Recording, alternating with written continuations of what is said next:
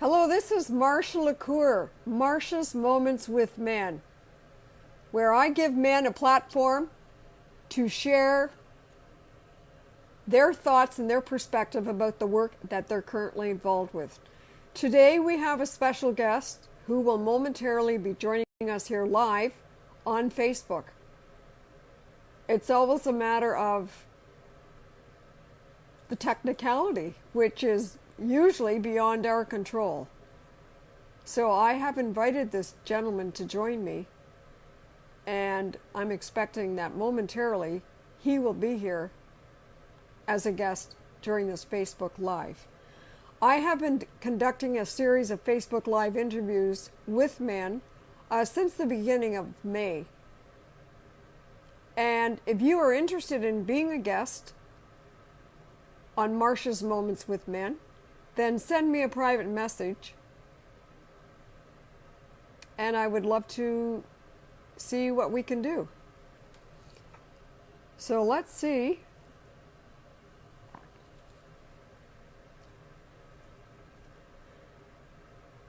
Now we have Ricardo Lopes, who will be joining us momentarily. He and I did a Facebook test run today, and it went smoothly. And so let's see what cyberspace has in store for us today.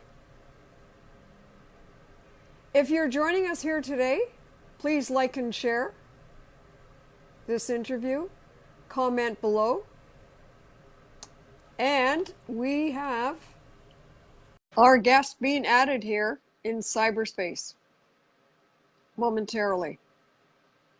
I love doing this work. I just feel called to do this, and it excites me.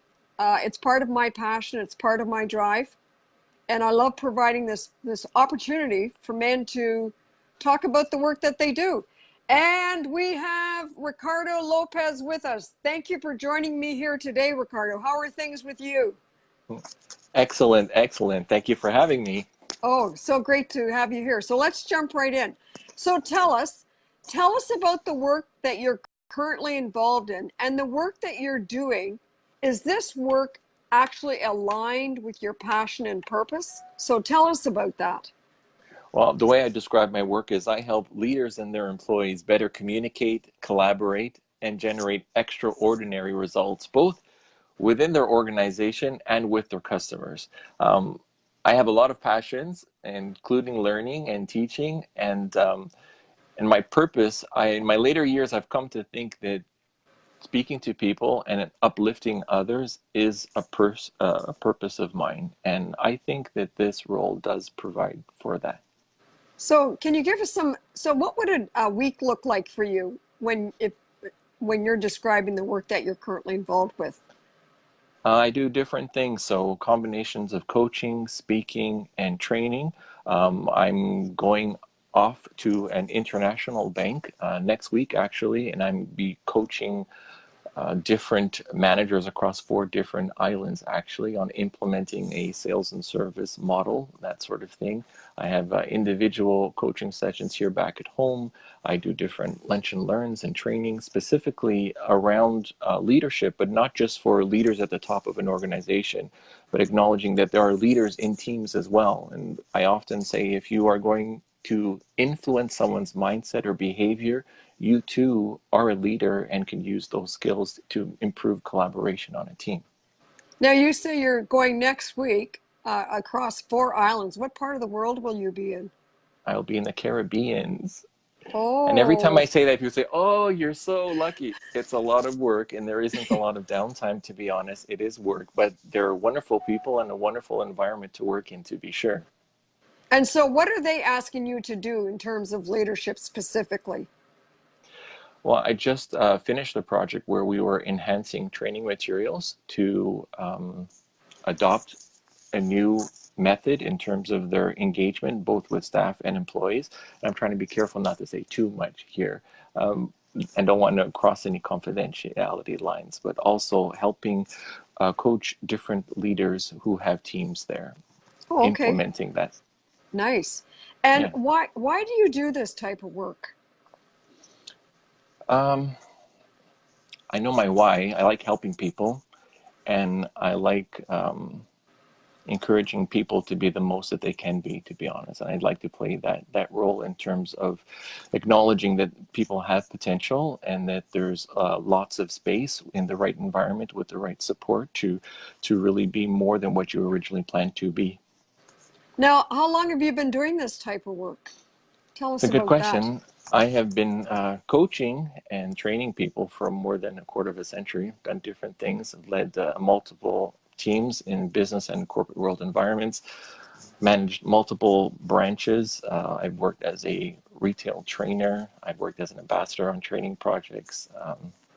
My last role, I was a national business development coach and communication specialist. So I traveled the country coaching and presenting to about 40 different leadership teams on business strategy. And I also trained about 4,700 financial advisors on product, how to engage a customer in conversation and build a book of business, etc.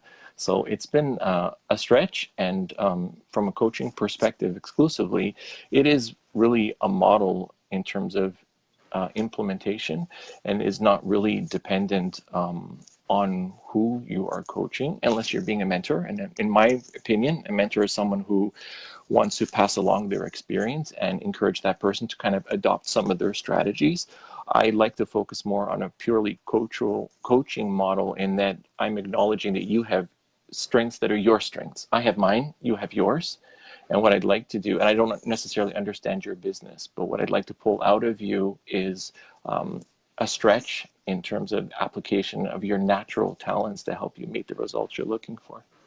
Now, do you have a background in economics and or finance? I don't. I have a background in sociology and criminology. I have some accreditations in terms of financial planning, that sort of thing.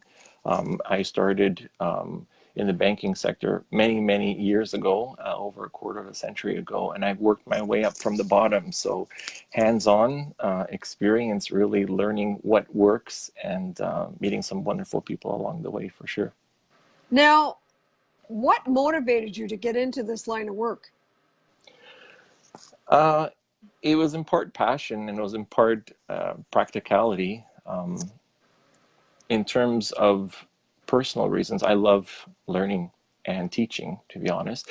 In this business, you have to do a lot of reading, you have to stay on top of trends, you have to attend conferences to really understand what some of the changes in the industry are. And then being able to go back to your clients better empowered to speak to what the changes are, help them embrace them and take advantage of the opportunities that are there. So that serves me on a, I guess, on a personal level. From a business perspective, on a more practical sense, Deloitte had reported that for over 2 decades, that there was a gap in terms of leadership capability, and it was something that Canadian CEOs and the heads of HR departments were referencing repeatedly, and more recently said that it was in fact the number one most important thing on their agenda. And Gallup said that only 1 in 10 people are actually naturally inclined to be managers or leaders, and only 3 out of 10 are modestly suited to be a leader there, so or a manager. And for me, I thought, wow, that's a very persistent and important gap or need. And considering I have some experience there, and I know personally the value of training leaders of teams and leaders in teams. And for me, I treat it as a superpower. I draw on my experience on a regular basis. It gives me some extra street credit over just a regular facilitator, which is kind of cool. And the fact that I live and work in an urban center like Toronto, I guess at the end of the day, that was the last motivator in terms of following my heart, following where the opportunities were, and leveraging my experience and where I live. It all just kind of came together. The pieces just fit. Oh, nice. Now, you mentioned two things there that you attend conferences to stay up to date in the industry and Mhm. trends. So, can you tell us about a conference that you recently attended or maybe attended within the last year? Yeah, so there are different ones in terms of entrepreneurs, leadership ones. There was some actually even in the States that I went to on learning and engaging large groups of individuals. So they're all very long, lots to pay attention to, but lots of different things always happening. It's always great to get different perspectives from different individuals. And what you talked about trends. What's one or two trends that you're noticing right now? Yeah, so from a leadership perspective, it's important is you have a lot of organizations that are flattening. So what's happening is middle management roles are disappearing, and that's causing a number of issues. One, you have millennials and just younger people who are in the workforce who don't have the exposure to middle management, and then when they go into leadership roles, they don't have that experience to draw on to help them be successful in that role. You have individuals who are very good in terms of a tactical, hands-on with their job, and then they're put, and they're very successful at it, and then they're put into that leadership position, which is a different set of skills to encourage people to be as efficient in terms of tactically, executing as well as you did. It's a different set of skills as opposed to, being a very good filer. Well, now you have to teach other people to be good filers. You have to get your hands off it, and now it's the art of persuasion as opposed to the art of actually filing, that sort of thing. And now we're seeing a lot of discussion and people coming up and talking about collaborative work environments are changing. So you have lean and agile and ecosystems wherein you have a team of people that they're very dependent on for their very unique skill set.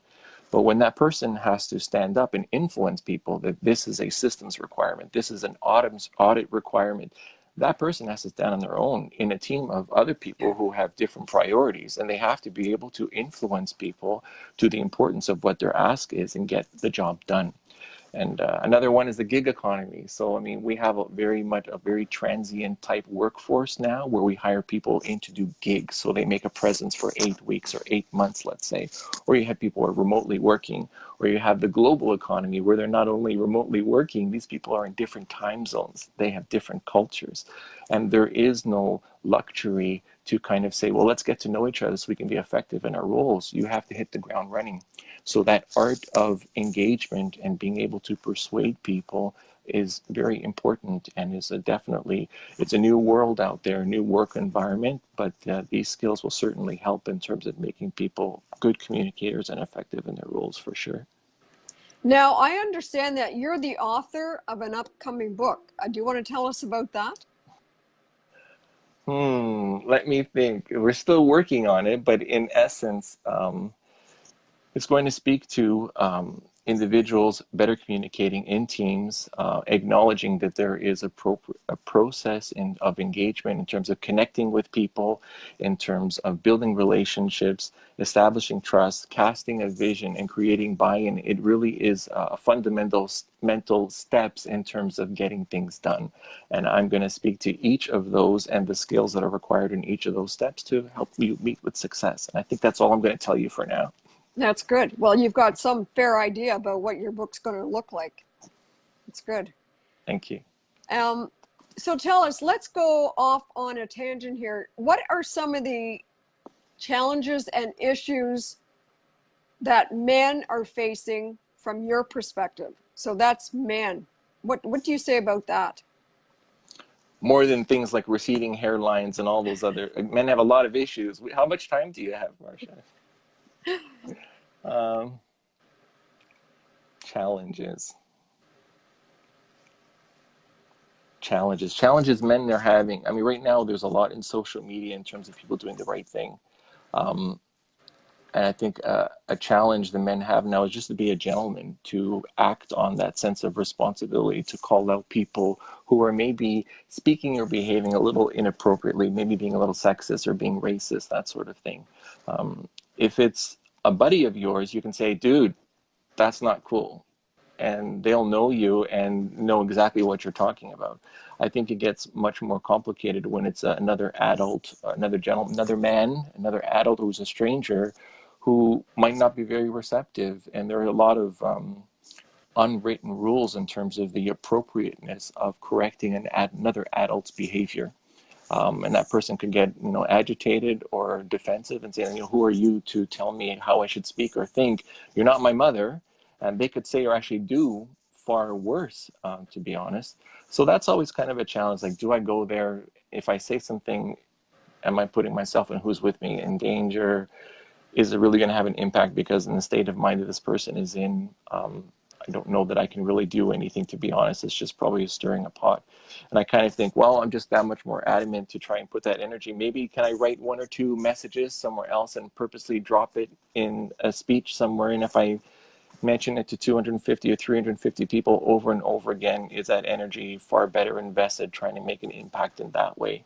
Um, it seems like something that's a better bet in terms of investing and not getting myself beat up at the same time. Now, one final question. What's one powerful tip that you want to leave for the male audience? One powerful tip. Your actions always speak louder than your words.